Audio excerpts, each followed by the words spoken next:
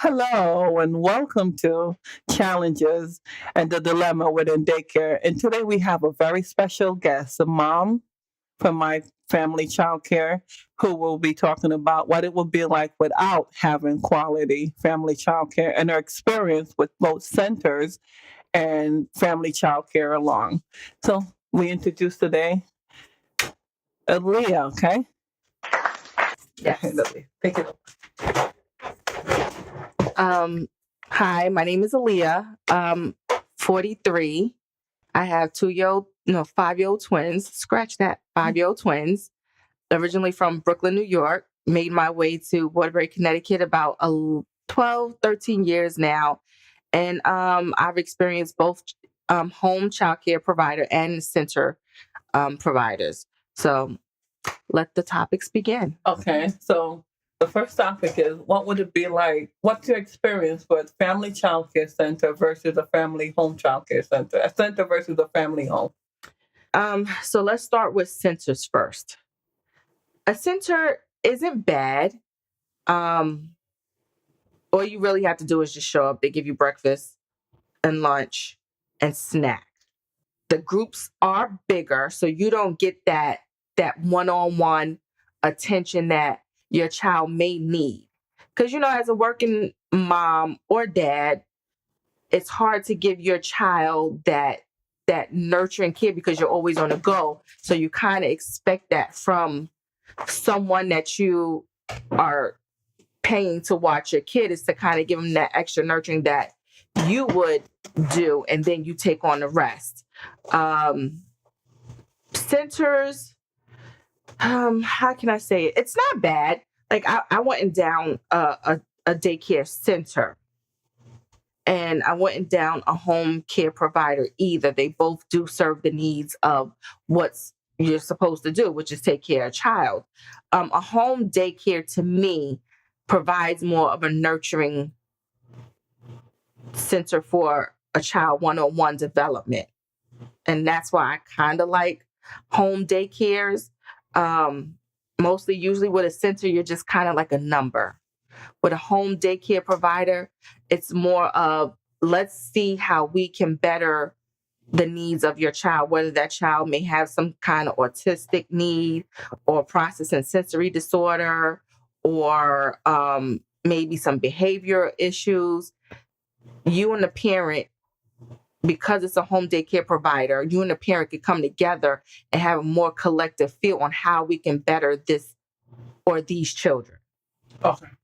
Right. And then a thing that's been going on, and a lot of things that's been facing when it comes on, is pricing. Okay? Pricing, and with family childcare, us family childcare provider are working for, some of us make $3 an hour. Some of us, the maximum is $5 an hour. And in order for us to make that $5 an hour, we have to have 9 kids with a substitute. So that extra 9 kids we have with the substitute, we go on. What is your experience, and what do you think about how much a family childcare making when it comes on to pricing? And how would it affect you?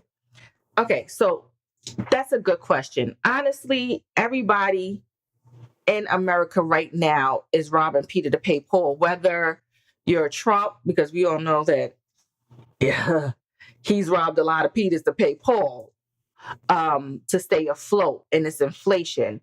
I don't know how much a child care provider makes, but you explained it to me. Mm-hmm. And I say that if it's about the money and not something that you love, then maybe you shouldn't be in this industry. But we all got bills to pay, right? Mm-hmm. And so I feel like there's a lot of kids with a lot of trauma. And yes, you all do deserve top pay. But I also feel like, for example, myself, right? My mortgage and my bills don't stop, right?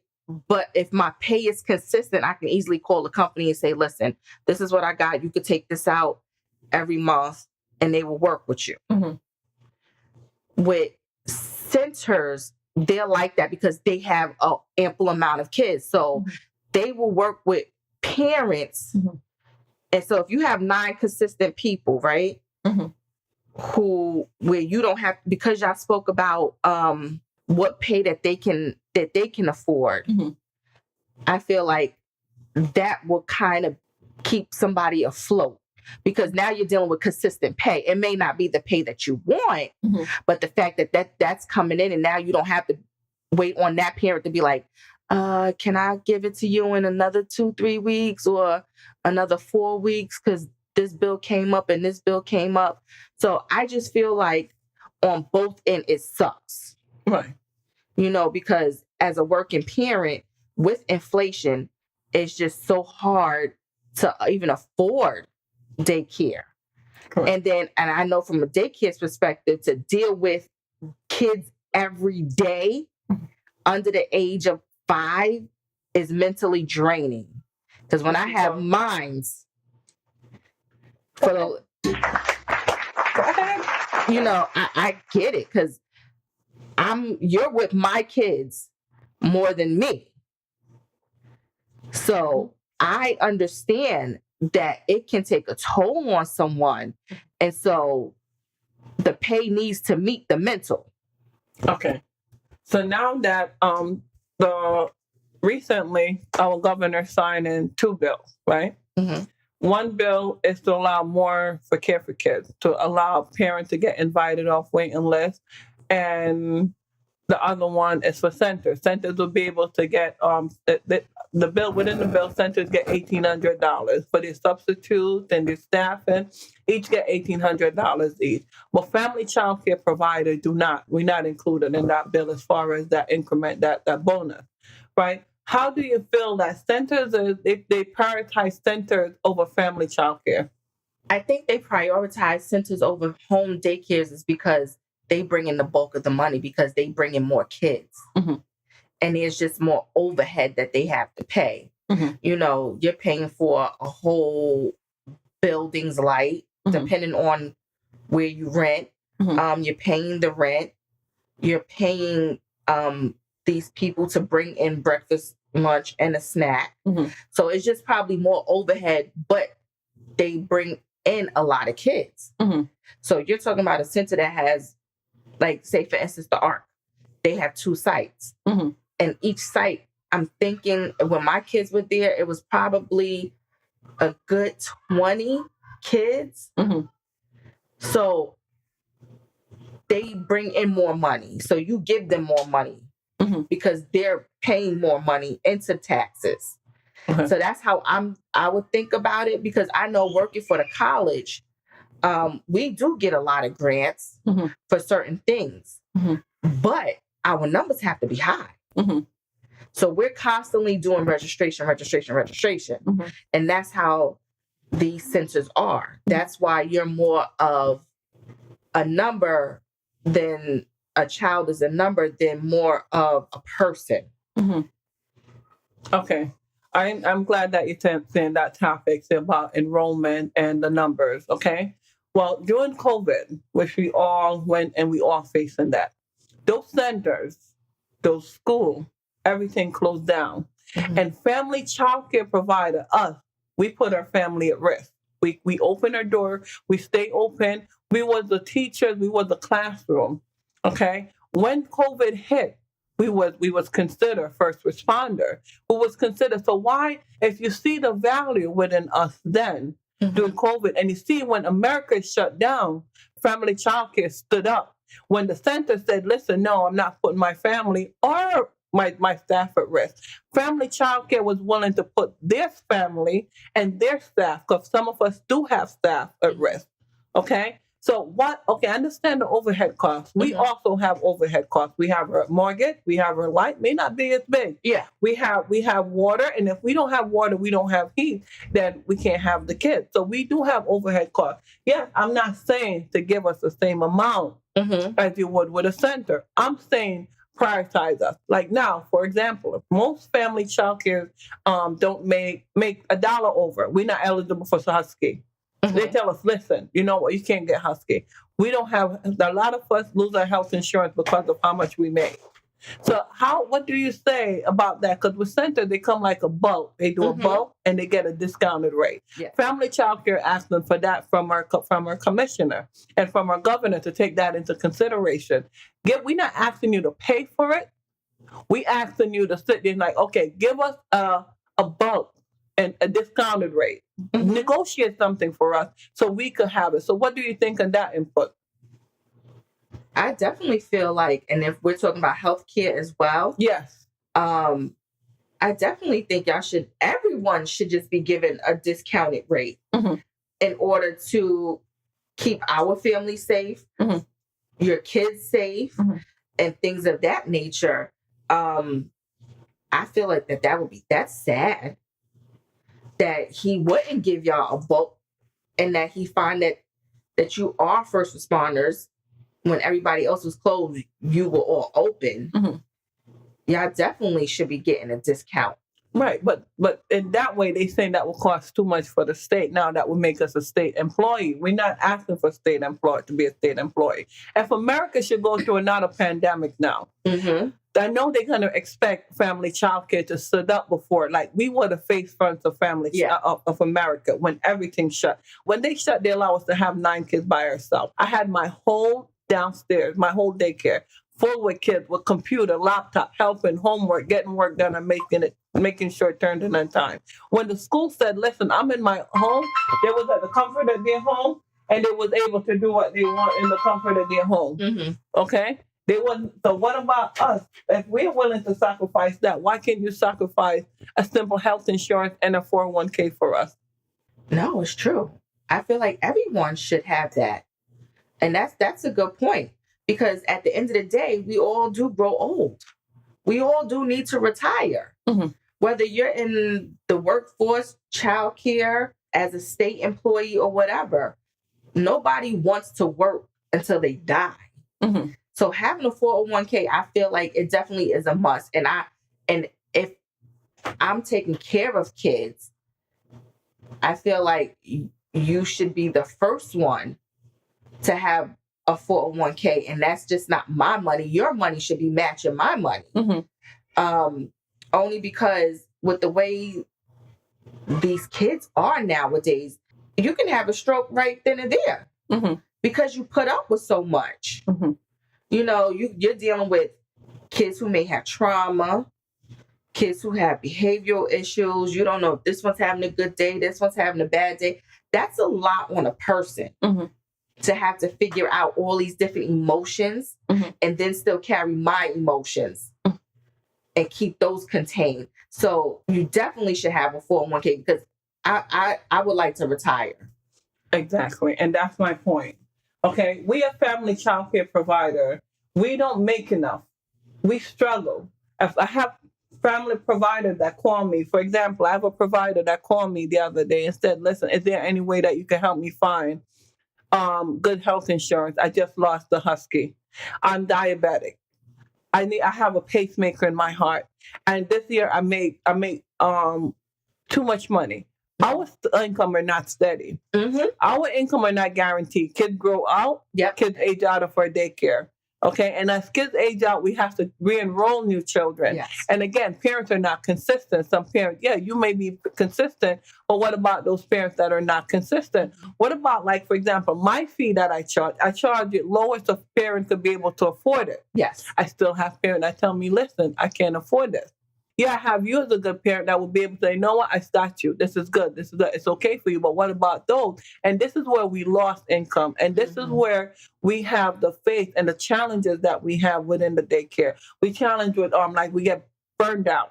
Like I explained to you earlier, I have a kid that punched me in the face, 5 years old. Now, do I give up on that kid? No. No, exactly. But I don't get paid enough for that child. To deal with that. I have kids that call me all the name and curse me at me, but I don't get paid enough. I have to maintain my composure to say, you know what, this is a child. I don't know what they're going on with at home. And the fact that they come here and they look towards me, I can't give them the same aggression that they may be going on at home. And then at the end of the day, I have to deal with my kids.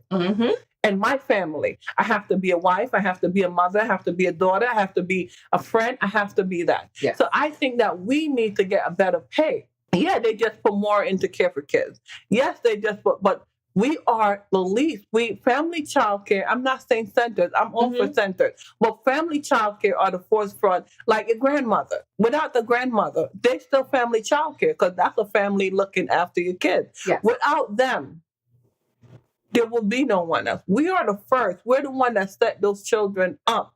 You put your kids in centers, like you said earlier, they're not getting that one-on-one attention.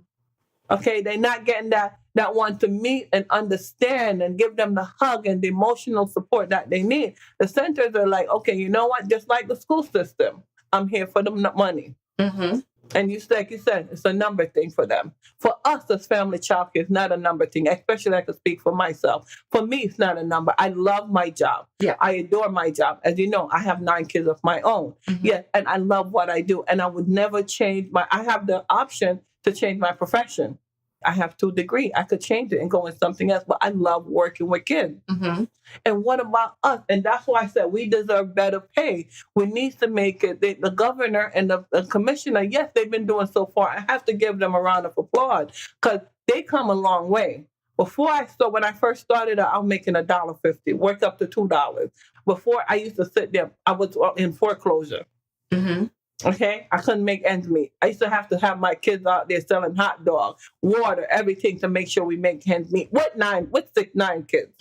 So that's how low we was making. So now our governor and our commission have come a long way of making it better for us. But we can get better. We still have a longer way to go. And what I'm saying is that put more into family childcare. Make us show. If you say you appreciate what we're doing, show it to us. Yeah. I feel like it's all around, right? So now let's get down to the nitty gritty.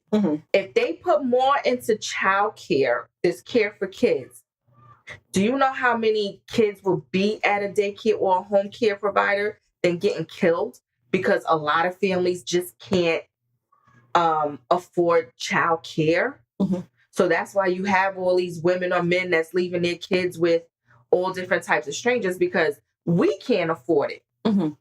Now, coming from New York, childcare pays everything. And that's why I don't understand why Connecticut wouldn't do it. Yes, I am a working person, but I am also a single mom, and it just happened. And even with a second income, childcare was expensive for twins. If they put more into it on both ends, it works out for everyone. Now, we're going to go back to the parents. It's also up to a parent to make sure that when they place these kids in people's homes, that as a parent, you need to stay on top of your child as well. So that you, as a provider, don't get burnt out. Because that's not really your main goal, is to make sure that this child does what they're supposed to do, because it starts within the home first. You're just there to reinforce what the parent should be doing. And you should be able to pick and choose the child that comes into your home. I feel like for your peace of mind, you know, I understand kids, everybody has a bad day. There's just kids that just have bad days, and you know, you just got to kind of deal with it or whatever the situation. But if it's on a regular basis, then you should definitely have that choice to be like, you know what, I can't do this. I can't take this, just because I still have to maintain my sanity as well. You don't want me in here beating on your kids, you know, because you're not doing home training, you know, so everything starts with the home first, but it needs to be on both ends. They need to give more money to child care providers. They need to give more money for the parent who's dishing out money, so that it can be less, so that these kids can be in care and not just lingering in the streets or with an unknown person. So it does go both ways. Like, yeah, I do work for the state, but most of my money is out in taxes. But once again, I prioritize the fact that I got to pay someone who takes care of my kids. That I can't see myself neglecting. I can't see myself telling someone who is taking care of my children on a day-to-day basis, I can't pay you. You're the first person that got to get paid because you take care of my kids so that I can go to work and pay you and then pay my bills. So if my phone gets cut off, at least I got you to childcare, then I could just pay my phone bill next week or 2 weeks from now. But that's okay. I don't need to speak to people. Right. I need my kids to be in care so that way I can have a consistent paycheck. Right. So all these little bills don't matter, but my child care provider needs to get paid so that I can at least pay a bill or two. Right. It means that I gotta, sacrifice another bill. But it has to be, you have to prioritize that. Parents do have to prioritize. And I understand things happen. I totally get it. But you can't say to someone who's taking care of your child, someone you love, these are your babies, that you have to wait on money. I can't do that. I understand what you're saying, but for example, I have a parent, both parents in the household. Both of them work a lot. Some of them work extra, take up extra shifts in order to support their kids, right? And they get with the rent, and they get no help from the state. They can't afford to pay the family fee. They try their best to come up with other ways to be able to pay the family fee. What about parents like those? Yeah, you could be able to afford it and pay it. But for parents that cannot, like they try everywhere. It's just the income, like working at McDonald's. Because if you have a McDonald's, you work for a state, so you have a better paying job. But what about the time when you didn't work for a state? Those time when you say you have an older daughter, when you had her, and then a time when you wasn't working. Go back to that time when you didn't have such a security. Yes. And that's what we're talking about. It's not every parents have that secure blanket, that security in their life. Some parents don't have that. Okay, I have a state job. I could prioritize this. Yeah, I'm robbing Peter to pay Paul. And, can I pay you an increment? Can I work out this way with you? What about that moment? What do you say for parents like those? If you're in front of the governor right now, what would you tell him for parents like those times that if you ever face and have challenges like that when you really have to sit there and say, you know what? I just can't afford the child care. And that's why I said it goes all around. They need to get more for parents, care for kids money, and then for the child care provider. It's a big circle. I feel like we need more money in these vouchers to give to you so that it could cut the cost for us as well. They definitely need to up that. And it's unfortunate that they go by gross, but that's not what we bring home. A lot of people don't understand it because I don't get state help. I don't get food stamps. I don't get any of that. And I don't knock nobody because if you got them, please give them to me. I know, right? We want those. And I want these things because every little bit helps. But they go by gross. And it's sad because it's like, yes, I am a state employee, but all these people who I'm on the phone with as child care providers or care for kids, those are state employees too, who know that we don't bring home what's on our paycheck. And that's the sad part. Because there's times where I'm on the phone with with care for kids, and I'm like, listen, we work for the same people. You know that's not what we bring home. You know that, and they understand. But it's out there range that it's like they want to do it, but and Governor Lamont, how can I say it? He's a white man who does not understand the effects of childcare, because I'm quite sure he's probably had nannies, personal, private nannies.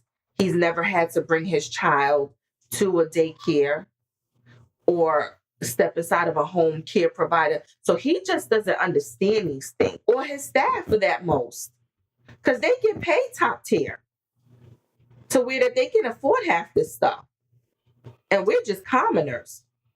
And that's like even with working for the college. He feels like community colleges really is nothing. And that they should be turned into trade schools. So this is his mind, but yet none of his kids have gone to community college. For him to even observe that a lot of these kids in these communities can't afford 4-year colleges. but yet still want an education. And it's not fair like I said, all around the board. He needs to send his grandkids to a home care provider and be charged off of his gross and see how he likes it. But then again, he can afford it. So why would he even care? So you're saying if you're sitting in front of him now, you have a chance to have a one-on-one interview with him, you would tell him that, listen, I need you to invest more money in family child care. Definitely. Okay. From the working standpoint of view, from the provider's point of view, definitely you need to invest in child care. Okay, he just signed two bill into law. He just signed two bill. I was there at the bill signing. I was fortunate they invite me there, right? And the bill that was signed, like I told you earlier, is the $1,800 and more money in Care for Kids fund. But that's just temporary. Mm-hmm. Okay. Again, we have a union and a contract up in 2025. After 2025, we have to go back again and negotiate. We're looking for a permanent solution, not a temporary solution. Yeah. And yes, we're fighting to make sure that they invest in more in Care for Kids to cut the cost of the family fee and the amount the family pay. But if you look at the Care for Kids, Mm-hmm. Care for Kids specified that the first 20 hours they're not responsible for. If you look at your voucher, if you look at your what is that, the certificate. Mm-hmm. So the first 20 hours of your child, if your child is here 60 hours, we're only getting paid for 40 hours. Mm-hmm. That first 20 hours we're not getting paid for. Okay? So that's how it is. So and they tell you that we could charge more. Because why? Because they're not paying for that first 40 hours. So if we're making $5 an hour, for example, that's $5 times 40. Mm-hmm. Not $5 times 60. Yeah, because you're cutting the cost for that 20.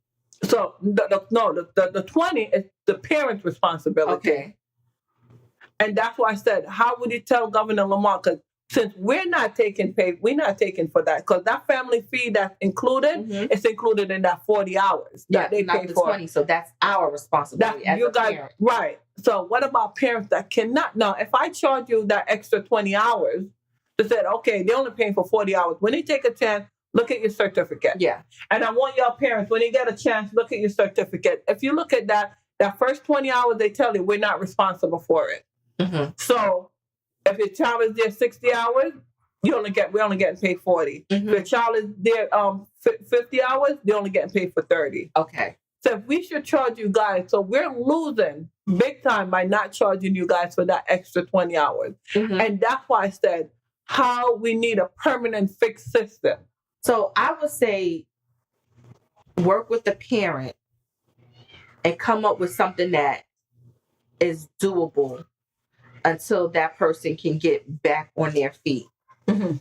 And the consistency in that pay, you'll see it. Because I think, like I said, a lot of people are willing to work with you if you're consistent. So if this person can't afford X, Y, and Z, but they can afford this, and you're okay with that, then I say go with it until their times get a little bit better. Now, how long you should specify for that as well, like how long this is going to take, because everybody has a downfall at some point. But I say work with the parent and come up with a solution where they can afford something, but still won't break their pockets and won't break you either. And I think that's probably like the best plan to do, because inflation is just, it's crazy. Inflation is crazy. Everything is just getting higher and higher, but the pay is not going anywhere. And then you're taking out more taxes mm-hmm. than we're dishing out, mm-hmm. So I would say work with the parent who can't. So what about those that can't? Because I have parents and I've seen the pay stuff check. Yeah. And I've seen those parent paychecks.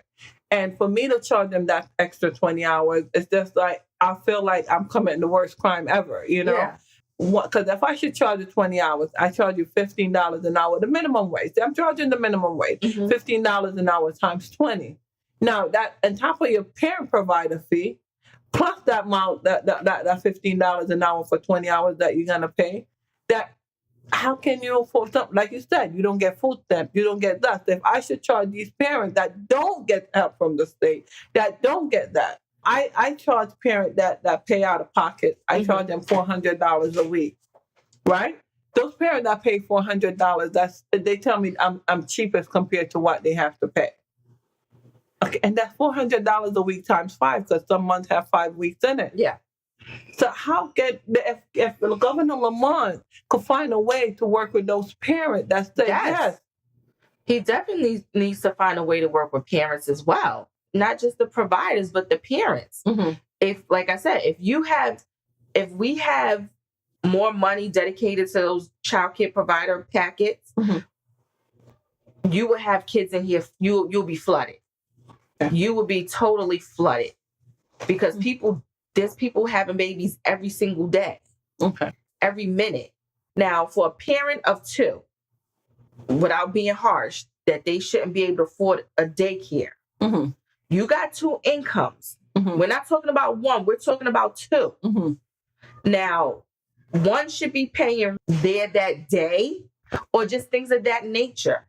If it means you gotta not pay a bill, you pay your child care provider because you want them in the best hands possible. Okay. We don't want to hear about you on the news. And we not. And we not. Okay, we not. Right? We're going to prioritize. Prioritize. We're going to make sure that we're going to fight. Babies come first. And we're going to continue fighting until we get, Care for Kids to go in, more money for Care for Kids, and that's our fight. So parents could call less and a family fee, because we as family child care provider, our goal is to make sure that you keep more so you don't have to choose between us and a roof over your head, us and putting food in your table. We don't want you to have to force. Until next time again, join us in the next episode of Childcare Challenges and the Dilemma Within Daycare. And thank you for joining us.